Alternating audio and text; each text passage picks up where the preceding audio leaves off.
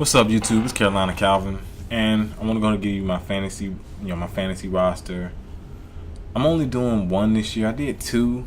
Last year we did it with the boys. I don't remember exactly how many guys were in the league. This year is 16, which is a pretty big, pretty good amount. And I'm just gonna go over my team and kind of compare it to my team last year, because I don't even remember the name of my team. Don't remember the record. Tell you why? Choose to forget it. I didn't even. At the end of the season, the team was so fucked up that I really didn't even care anymore. You had players get injured on their other player, not the player themselves, but other players around it on their team get injured, which hurt their performance, and a lot of guys didn't come up, didn't step up. That happens. I usually have bad luck with fantasy, with the fantasy league. So it is what it is. This year, I'm actually kind of hopeful for this team. Although I did not get to pick the first two rounds, which I'm pissed about. I think I still turned out okay. Because you always want to get a good quarterback who's going to put up some numbers. But I'm just going to go through each position. I'm going to start with quarterback. At quarterback, I got Phillip Rivers, and the guy I got on the bench is Joe Flacco. Last year I had Matt Ryan and Eli Manning. Matt Ryan, Julio Jones got injured for the season, and Roddy White was dealing with the injury. And he just did not have a good year. He hurt me. Eli Manning led the league in interceptions. Do I need to say any more?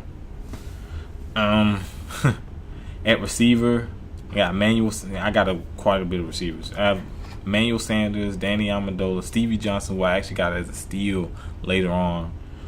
Ted Ginn Jr., who's my return guy. Riley Cooper, Doug Baldwin, and Jeremy Curlin. Yeah, I know I got a lot of receivers. Probably saving the guys, because I'm probably going to have to get another running back, because running backs you want to at least have 3. Hell, probably even 4, because that's the one position where guys can get hurt. My receiving core last year, I think from top to bottom, this receiving core, if you look at the third and fourth guy, it's better. But last year I had AJ Green, Dwayne Bowe. I honestly can't remember the other guy, but I know they're not better than my third and fourth guys. Emmanuel Sanders, you want a Denver receiver, because you saw what those Denver receivers did with Peyton Manning last year. Amendola, hopefully he can stay healthy. Stevie Johnson, he's going to be more the third, fourth guy, but I think his speed is going to get him more looks. Ted Ginn, he's going to be a return guy. You got to get a return guy, and he did a good job. Not so much return for Carolina, but he did a good job of coming out there and making big plays. Riley Cooper has played well for the Eagles. He's going to get more looks with Deshaun Jackson being gone, so it might be a good idea to start him. Same with Doug Baldwin. With Golden Tate being gone and Sidney Rice being injury risk, he's going to get more looks. Jeremy Curley was just the guy I got late round. It was just the guy I was picking. We go over to running back, and I know for a fact that running back for me this year is way better. As a matter of fact, the computer picked my 2 running backs in the first 2 rounds. The first one I'm not so mad about, even though I would have picked probably somebody that could generate more fantasy points. The second guy I probably wouldn't have picked at all, but he might be a sleeper in terms of fantasy. First guy is Marshawn Lynch, who you know is a workhorse for the Seattle offense. He's a guy that's gonna get 30 to 35 carries every game, and he usually puts up decent fantasy points. Monty Ball, with no Sean Marino being gone, I think he's gonna get.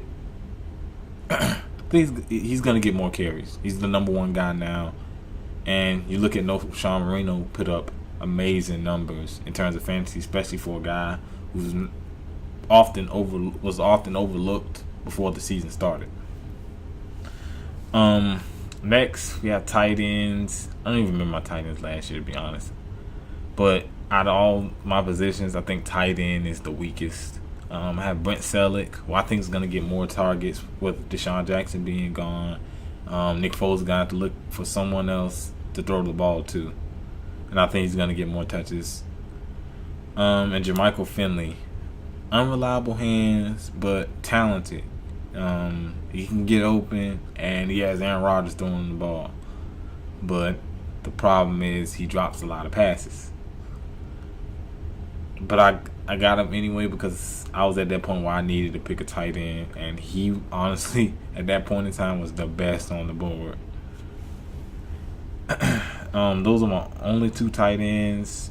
The kicker, I got Shane Graham. And one thing about the kickers is people always overlook kickers. Obviously, the kicker's not going to put up a whole bunch of points. But if you pick a kicker, you have to get a guy who's on a team, who's on an offense that's going to move the ball. And I got Shane Graham, New Orleans kicker, and you know those guys can move the ball. I think, won't win your games, but he'll give you more points than other kickers because he's on a team that can move the ball down the field. The defenses, I have New Orleans defense with Vaquero returning back from injury and also having Jarius Byrd back there in the secondary. I think they're going to be one of the more underrated defenses this year, honestly. By the time I got to pick defense, both Seattle and San Fran were gone. And Seattle's going to go first. Everybody's going to pick Seattle. They're going to generate a bunch of turnovers, interceptions, and against opposing receivers and tight ends, they pretty much shut them down. So they generate a lot of fantasy points. They're able to get after the quarterback and everything. But I think New Orleans defense is flying under the radar for me. I picked the second defense. I always pick two defenses. The other defense I have the New York Giants defense. Now you're saying, what the hell am I doing? But I think getting John Beeson last year really helped them. Still got JPP. Teams weren't really able to run the ball against them. They didn't generate a lot of pressure. Teams weren't really able to run the ball against them.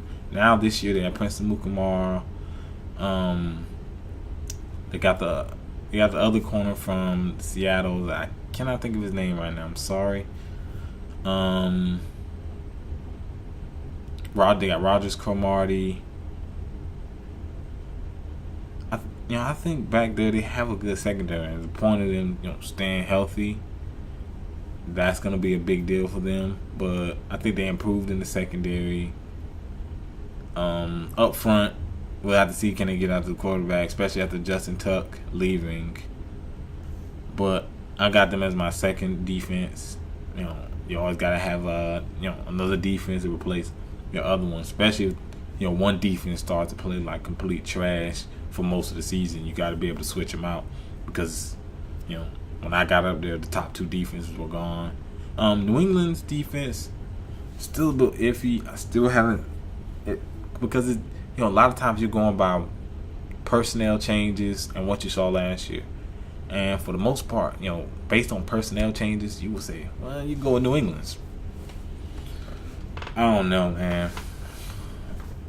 I don't know. We're getting Revis. They got Vince Wilfork back. Got Jerome Mayo back.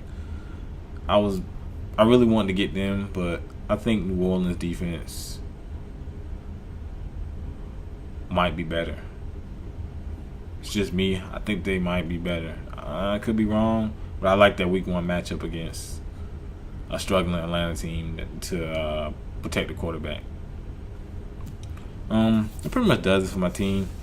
Oh yeah, I didn't tell you the name of my team. Name of my team is the Calgary Stampeders. If you don't know what that is, that's a Canadian Football League team. Yeah. Me and Matt Genius had a couple of jokes about some of the Canadian football teams and players. His team's named Fred. I think it's called Fred Got Stamps. And Fred Stamp is a player. I don't know what the hell we're looking up for. I'm surprised he remembered. We were just making fun of that. Who I play first is... Let me see.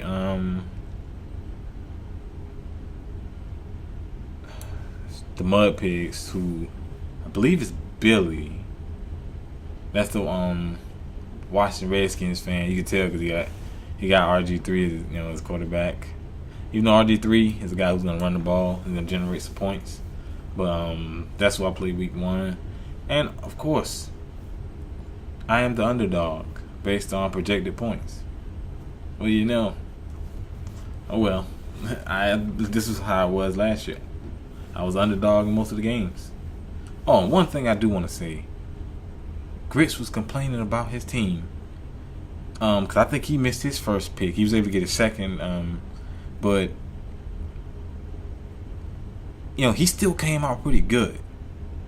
I don't know his entire team, and I probably could look at it right now, but I don't want to waste any more time. But he was complaining about he could have got Peyton, and I've been mad about that too. If I got Peyton, always get a low ass pick, and the odds always stacked against me. I always get a low pick, but Grits I believe had a 3rd pick, and he could have got Peyton Manning, but the computer picked for him and picked Adrian Peterson, which is damn sure not a bad pickup. Him and AP and LaShawn McCoy are probably the first 2 running backs that's gonna go, because they're gonna generate a lot of fantasy points. And later on, he ended up getting Tom Brady, and nothing to complain about. You have I say Tom Brady had a drop off, but I think he's gonna have a better year. You got top 10 guys in terms of fantasy points. Nothing to be mad about. But shouts out to Grits, Mad Genius, Vegas Mike, Billy, Shoddy, and everybody else that was in the league. Hopefully I come out winning this time, because last year was fucking terrible for me. Later on fantasy league season, I got my ass whooped. But pretty much does it for this video. If you like this video, please hit the thumbs up button and subscribe. Thanks for watching.